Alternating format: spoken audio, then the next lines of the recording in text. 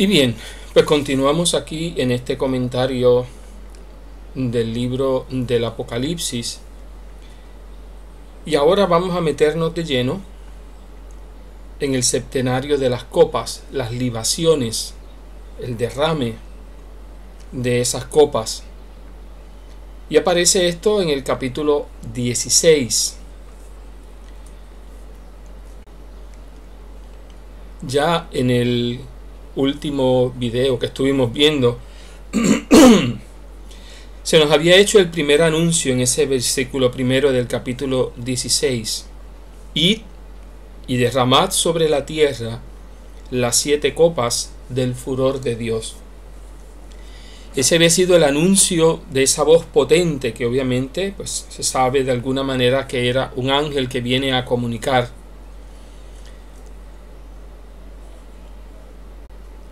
A diferencia de los septenarios anteriores, donde usualmente pues eran los primeros 4 sellos formaban un conjunto y después los otros 3, las primeras 4 trompetas formaban un conjunto y después las otras 3. Ahora son las primeras 3 copas las que de alguna manera están relacionadas y luego pues vendrá lo demás. El primero fue y derramó su copa sobre la tierra. Les apareció entonces una úlcera maligna y perniciosa a los hombres que llevaban la marca de la bestia. Una voz había salido del templo. Seguramente, como les dije, es la voz de otro ángel. Y por tierra, pues aquí se entiende la tierra firme, se entiende el mar, el sol y el aire. Estas plagas presentan una estrecha semejanza con las plagas de las trompetas, pero no son solamente pues una repetición de ellas, sino que son castigos pues mucho más graves. Al igual que las plagas de las trompetas, también aquí el modelo es el de las plagas de Egipto y van dirigidas contra el mundo pagano, contra el mundo impenitente.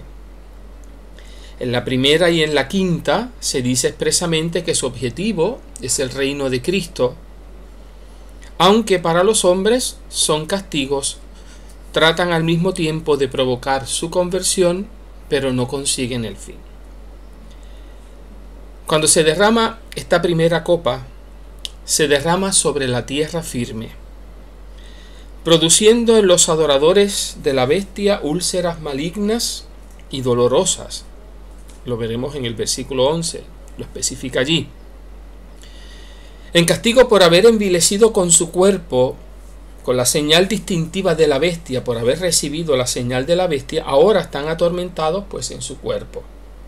Esta es una réplica de la 6ª plaga de Egipto, donde Moisés y Aarón esparcieron ceniza en el cielo a la vista del faraón, produciendo pústulas y tumores en los hombres. La segunda copa se derrama sobre el mar. El segundo derramó su copa sobre el mar, cuyas aguas se convirtieron en sangre, como de muerto. Murieron todos los seres vivos del mar. Aquí, como les dije, se derrama sobre el mar con un cierto odor a cadáver, que es la manera como lo presenta, a tal punto de que no queda ningún ser viviente. Al derramarse la tercera copa, el tercero derramó su copa sobre los ríos, sobre los manantiales, cuyas aguas se convirtieron en sangre. La tercera copa se vierte sobre ríos y fuentes, sobre el agua dulce. La convierte en sangre viva a semejanza de la primera plaga de Egipto. El Apocalipsis ha dividido una plaga en 2, con el fin evidente de completar el número 7. Oí entonces al ángel de las aguas que decía: justo eres tú, aquel que es y que era, el santo. Has hecho así justicia porque ellos derramaron la sangre de los santos y de los profetas, y tú les has dado a beber sangre. Lo tienen merecido. Si se fijan, nos encontramos aquí con otro cántico.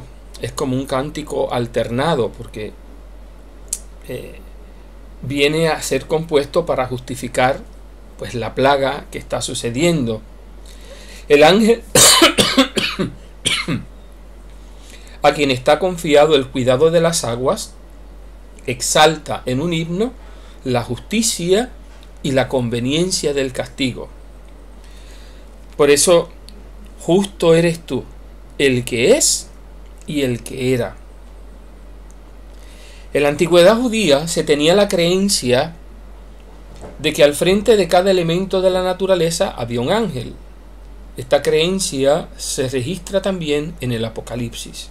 Por eso dice el ángel de las aguas. Como si dijéramos el ángel de las aguas, el ángel del viento, el ángel del mar. Oí también al altar que decía: sí, Señor, Dios Todopoderoso, tus juicios son verdaderos y justos. El juicio del ángel de las aguas es ratificado por el altar. Es interesante que aquí quien habla es el altar. Si fuéramos a ser honestos, realmente quienes estarían hablando son los que están debajo del altar. Es la sangre de aquello que se había derramado y que bajaba sobre el altar. Los mártires del capítulo 6, versículo 9. Ellos unen sus voces para exaltar la justicia de los juicios divinos. Ese versículo 5, versículo 6, pues no es simplemente venganza. Es más bien una constatación satisfecha de que se ha cumplido, de que se ha hecho justicia, de que las cosas se han hecho bien. Por eso, Roma, que vertió la sangre, pues ahora va a tener que beberla. Lo que ella provocó, ahora ella será la víctima. Vienen entonces las últimas 4 copas. Las encontramos a partir del versículo 8 hasta el versículo 21. El cuarto ángel, a quien le fue encomendado abrazar a los hombres con fuego, derramó su copa sobre el sol, y los hombres fueron quemados por un calor abrasador. No obstante, blasfemaron del nombre de Dios, que tiene potestad sobre tales plagas, y no se arrepintieron, dándole gloria. Lo fundamental aquí aparece al final. A pesar del castigo, a pesar de lo que Dios permite que le suceda a los hombres no se arrepienten. Los hombres se mantienen insolentes, se mantienen en la actitud de blasfemar el nombre de Dios y de ir en contra de Dios. Esta cuarta copa que produce la quemadura del sol no es otra cosa que aquellos heridos por el sol porque están lejos de Dios. Lo que nos presenta es el endurecimiento del corazón de los hombres. Como a pesar, así como en la antigüedad, así como el faraón endureció el corazón a pesar de las plagas, dice el texto que el corazón del faraón se endureció. Pues aquí vemos como a pesar de los castigos que Dios permite, el corazón del hombre se endurece, no acepta a Dios. El quinto derramó su copa sobre el trono de la bestia, cuyo reino quedó en tinieblas. Los hombres se mordían la lengua de dolor, pero aún así blasfemaron del Dios del cielo por sus dolores y por sus llagas, y no se arrepintieron de sus obras. Esta quinta copa pues se vierte sobre el trono, es decir, sobre la capital, donde está la bestia, sumiendo su imperio en la oscuridad a imitación de la 9ª plaga de Egipto. Se concibe, pues, que la bestia aquí es como Señor en un reino. La oscuridad también puede ser por sí sola causa de sufrimientos, pero quizás sea preferible pensar aquí en que la oscuridad hace aún más intolerables los dolores producidos por las úlceras. Algunos autores opinan que esta parte del texto pues se quedó en el aire. En resumen, con la quinta copa llegan las tinieblas, se apaga el trono de Satanás, se muerden la lengua y no se arrepienten. Continúa el hombre manteniéndose en su actitud contra Dios. No quiere aceptar a Dios. Continúa siguiendo o como seguidor, como secuaz de la bestia. El sexto derramó su copa sobre el gran río Éufrates, y sus aguas se secaron para preparar el camino a los reyes del oriente. Sin duda, estos son los 10 reyes que, según el capítulo 17, que veremos en su momento, se van a aliar con el anticristo para destruir a Babilonia. De esta manera, entonces, Dios obra un prodigio en favor de quienes son los instrumentos de su ira, haciendo que éstos puedan atravesar el Éufrates sin mojarse los pies. Como marco histórico de esta profecía, puede considerarse el hecho de que por entonces eran los partos el adversario más temible del Imperio Romano, y contra sus ataques el Éufrates consistía la mejor defensa. La marcha de estos reyes contra Roma no es sino un preludio de la lucha en que ellos se empeñarán más tarde con el Cordero, lucha que evidentemente coincide con la batalla mesiánica. Vi también que de la boca del dragón, de la boca de la bestia y de la boca del falso profeta salían 3 espíritus inmundos en forma de ranas. Este es otro cuadro que está presenciando el vidente. Él ve cómo de la boca del dragón, de la bestia y del falso profeta salen 3 espíritus inmundos que semejan ranas. Se dirigen a los reyes del mundo entero, a quienes, ayudándose de prodigios, tratan de conquistarle para su causa. Es el demonio buscando todas las artimañas para tratar de engañar, para tratar de conquistar, para tratar de seducir a los hombres. Son espíritus de demonios que realizan signos y van donde los reyes de todo el mundo para convocarlos a la gran batalla del gran día del Dios Todopoderoso. Este gran día del que me habla aquí el Apocalipsis es el día en que Dios vence y aniquila.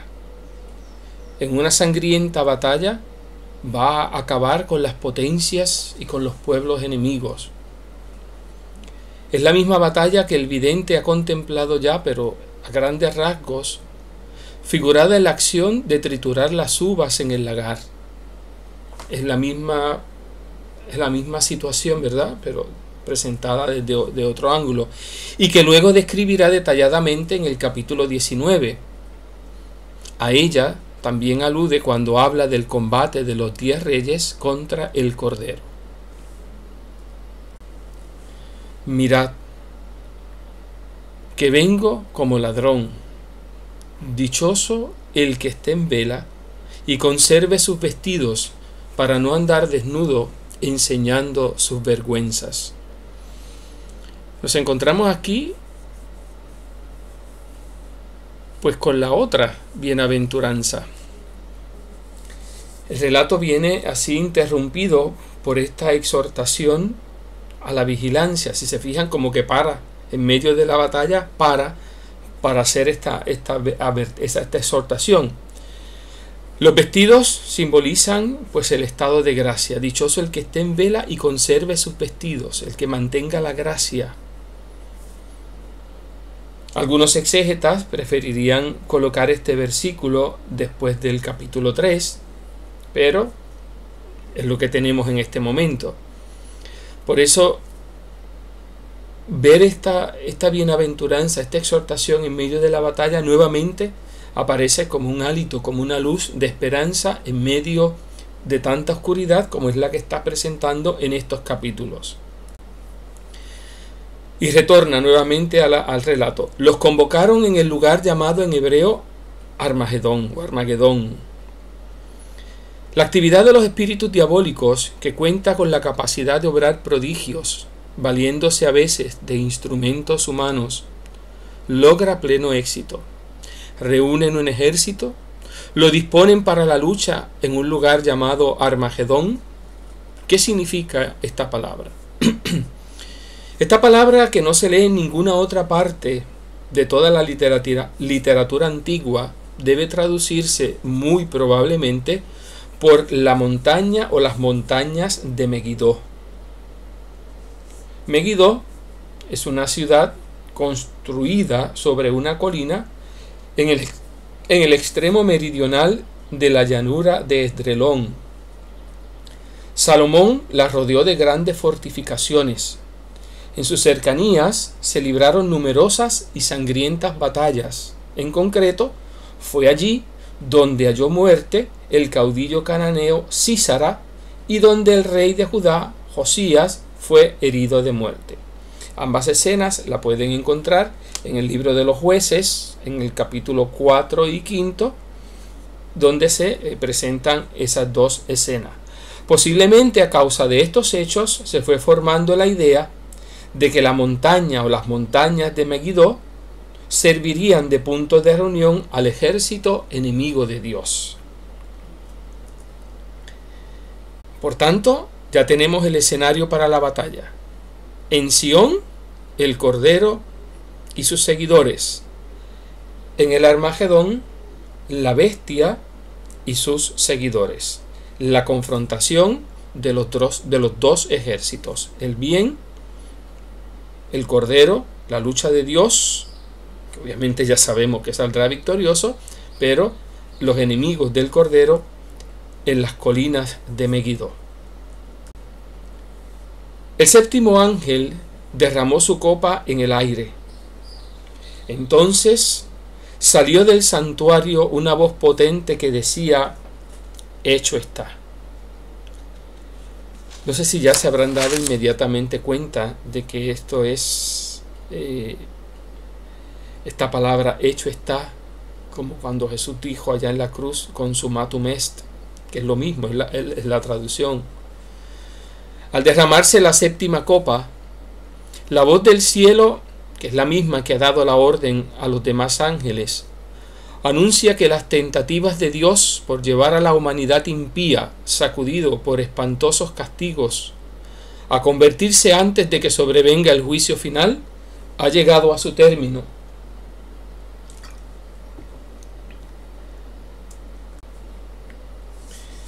Se produjeron relámpagos, estruendo, truenos y un violento terremoto, tan terrible como no lo había habido desde que existen los hombres sobre la tierra. La plaga consiste en este caso en los mismos fenómenos naturales a que dieron lugar el gesto de sacudir el incensario sobre la tierra y la aparición del arca de la alianza, allá en el Apocalipsis 11. Tormentas acompañadas de granizadas, terremotos, pero esta vez con una intensidad mucho mayor. La gran ciudad se abrió en 3 partes. Las ciudades de las naciones se desplomaron, y Dios se acordó de la gran Babilonia para darle la copa del vino de su furor. Babilonia entonces queda dividida en 3 partes. Muchas otras ciudades de las naciones paganas se derrumban. Los daños que por causa del terremoto sufre Babilonia no son, sin embargo, más que un preludio de una destrucción total. El vidente será testigo de ello en el capítulo 18. Entonces todas las islas se esfumaron y las montañas desaparecieron. Las islas y las montañas desaparecen. En la plaga que siguió al sexto sello simplemente habían sido removidas de su sitio. Pero, ante todo esto, un gran pedrisco con piedras de casi un talento de peso cayó entonces del cielo sobre los hombres. No obstante, los hombres, ¿qué hicieron? Blasfemaron de Dios por la plaga del pedrisco, pues había sido ciertamente una plaga muy grande. Señores, tampoco esta última y terrible plaga mueve a la humanidad pagana a convertirse, como sucede hoy. Dios nos sigue enviando avisos. Dios nos sigue dando oportunidades. Nosotros las seguimos despreciando. Por el contrario, encona más su odio contra Dios, señal de que ya está madura para la destrucción.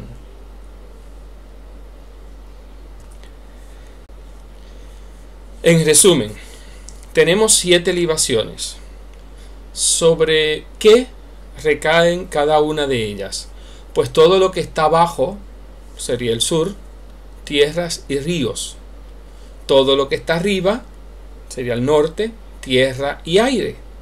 Todo lo que está al oeste, el mar, y todo lo que está al este, el Éufrates. A fin de cuentas, sobre el mundo entero.